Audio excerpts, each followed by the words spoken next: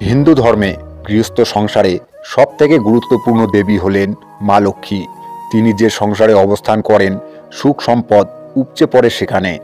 সেই কারণে সুখী সম্পন্ন সংসারে লক্ষ্মীশ্রী রয়েছে বলে সাধারণভাবে মনে করা হয়। আর বাড়ির এই লক্ষ্মীশ্রী বজায় রাখার কাজটা নিপুণ হাতে পরিচালনা করেন বাড়ির মহিলারা।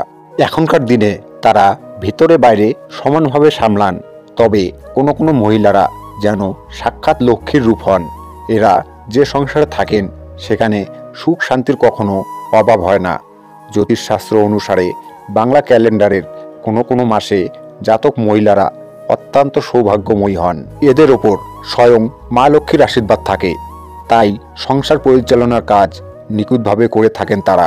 জেনে নিন কোন কোন বাংলা মাসের জাতক মহিলাদের মধ্যে মা লক্ষ্মীর সব গুণাবলী থাকে। শাস্ত্রে এরকম বাংলা 7টি মাসের উল্লেখ আছে। বলা হয়েছে যে এই মাসগুলিতে কোনো কন্যা সন্তানের জন্ম হলে সেই সন্তান বা সেই নারী অত্যন্ত ভাগ্যশালী হয়। এদের ওপর স্বয়ং মা লক্ষ্মীর আশীর্বাদ থাকে এবং এই ভাগ্যশালী সন্তান যে বাড়িতে থাকে সেই বাড়িতে কখনো কোনো কিছুর অভাব থাকে না এবং এই রকম সন্তানের বাবা মাকে খুবই ভাগ্যবান বলে মানা হয়। দেরি না করে জেনে নেওয়া যাক কোন কোন মাসে জন্ম নেওয়া মহিলারা খুবই ভাগ্যশালী হয়। বন্ধুরা, ভিডিওটি দেখে উপকৃত হলে একটি লাইক ও কমেন্ট অবশ্যই করবেন এবং নিজের আপনজনদের সাথে শেয়ার করবেন, যাতে করে তারাও ভিডিওটি দেখে উপকৃত হতে পারে। চলুন এবার এক এক করে বাংলা 7টি মাসের নাম জেনে নেওয়া যাক। 1. বৈশাখ মাস। বাংলা ক্যালেন্ডারের প্রথম মাস হলো বৈশাখ। এই মাসে যে মহিলাদের জন্ম তাদের চোখ খুব সুন্দর হয়। এরা খুব সহজ ও সরল স্বভাবের হয়। স্বামীর প্রচুর ভালোবাসা পান এরা জীবনে প্রচুর সম্পদ লাভ করেন। সাংসারিক সুখ ঝরে পড়ে এদের জীবনে। বৈশাখ মাসের জাতক মহিলারা সংসারকে নিপুণ হাতে পরিচালনা করতে জানেন। সেই কারণে সবার শ্রদ্ধা ও ভালোবাসা পান এরা। বলা হয় বৈশাখ মাসে জন্ম নেওয়া মহিলারা খুবই ভাগ্যশালী হন। এদের ওপর স্বয়ং মা লক্ষ্মীর আশীর্বাদ থাকে। কিন্তু বৈশাখ মাসের অমাবস্যা তিথিতে জন্ম নেওয়া মহিলারা খারাপ চরিত্রের হয়।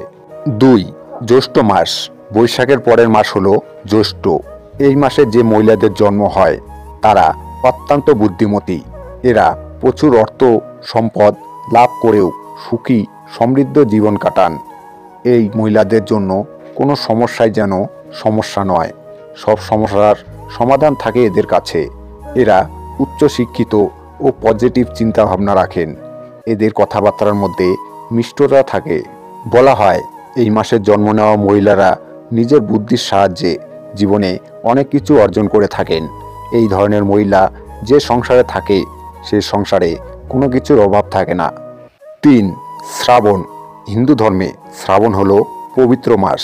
মহাদেবের প্রিয় এই মাসে যে মহিলাদের জন্ম হয় তারা ধর্মীয় কাজে আগ্রহী হন।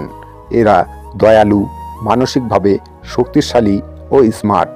এরা যে সংসারে থাকেন সেই সংসারে সুখ, আর্থিক লাভ ও শান্তিতে ভরে ওঠে।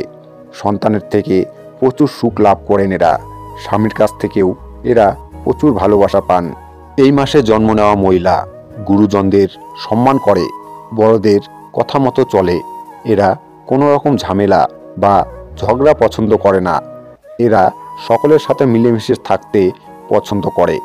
এই মাসে জন্ম নেওয়া মহিলা সংসারী হয় বলে স্বামীর কাছে অনেক ভালোবাসা পায়। 4. ভাদ্র মাস। এই মাসে জন্ম নেওয়া মহিলা খুব সুন্দর করে গুছিয়ে কথা বলতে পারেন। স্বামী ও শ্বশুরবাড়ির সবার মন জয় করতে পারেন এরা। তবে নিজেদের কাজের প্রতি এরা জেদি। যেটা করবেন বলে ঠিক করেন তা করেই ছাড়েন। এরা পরিবারে ও সমাজে শ্রদ্ধা সম্মান লাভ করেন।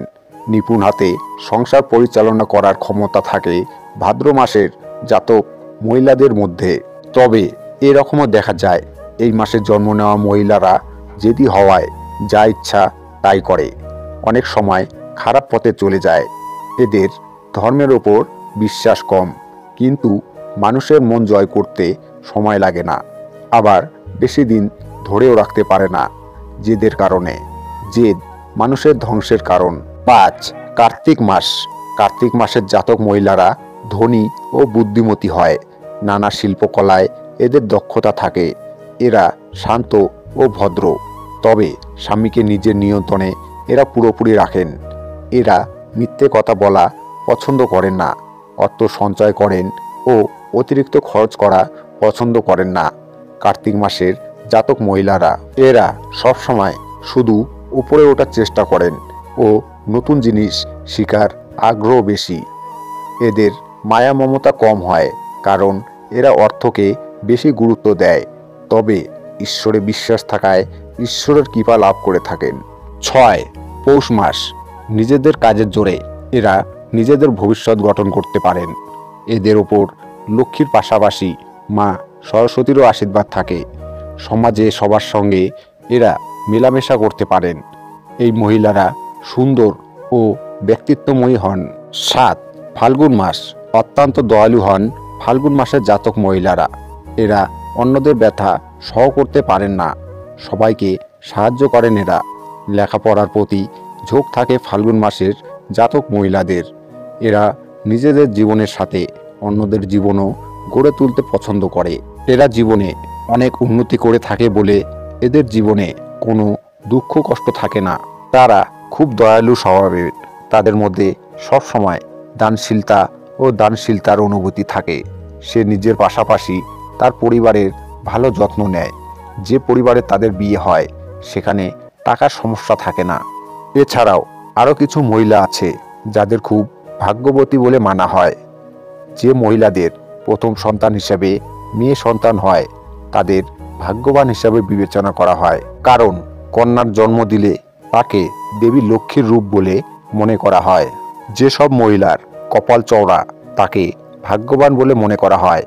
এই মেয়েরা তাদের পরিবার এবং স্বামীর গৌরব নিয়ে আসে। তার পরিবার দিনে দিনে আরও উচ্চতায় পৌঁছে যায়। যে মহিলাদের নাকে তিল থাকে তারা অর্থের দিক থেকে ভাগ্যবান এবং তারা যেখানেই থাকেন সেখানে সুখ ও সমৃদ্ধি থাকে। যেসব মহিলার চোখ পদ্মের পাপড়ির মতো এবং মাঝের অংশ মুক্তোর মতো সাদা, এমন মেয়েরা তার পরিবারের সৌভাগ্য নিয়ে আসে। যে মহিলার নাভি বড় এবং গভীর সেই মহিলাকে শুভ বলে মনে করা হয়। যে মহিলার নাভি বড়, গভীর এবং ডান দিকে বেঁকে থাকে সেই মহিলারা ধন, সন্তান, সুখ ও সমৃদ্ধি লাভ করে। আপনি যদি কোনো মেয়েকে দেখতে যান তবে এটি মনে রাখতে হবে যে যদি তার পায়ের কনিষ্ঠ আঙ্গুল অর্থাৎ ছোট আঙ্গুলটি যেন মাটিতে স্পর্শ করে থাকে এমন মহিলাকে শুভ বলে মনে করা হয়। একজন গুণী মহিলা সর্বদা তার দায়িত্ব পালন করে। গরুর পুরাণ অনুসারে যে স্ত্রী তার দায়িত্ব ভালোভাবে পালন করতে জানে সে পরিবারের জন্য ভাগ্যবান। একজন গুণী মহিলা তার স্বামীকে সমর্থন করেন এবং তাকে সঠিক এবং ভুলের মধ্যে পার্থক্য শেখান।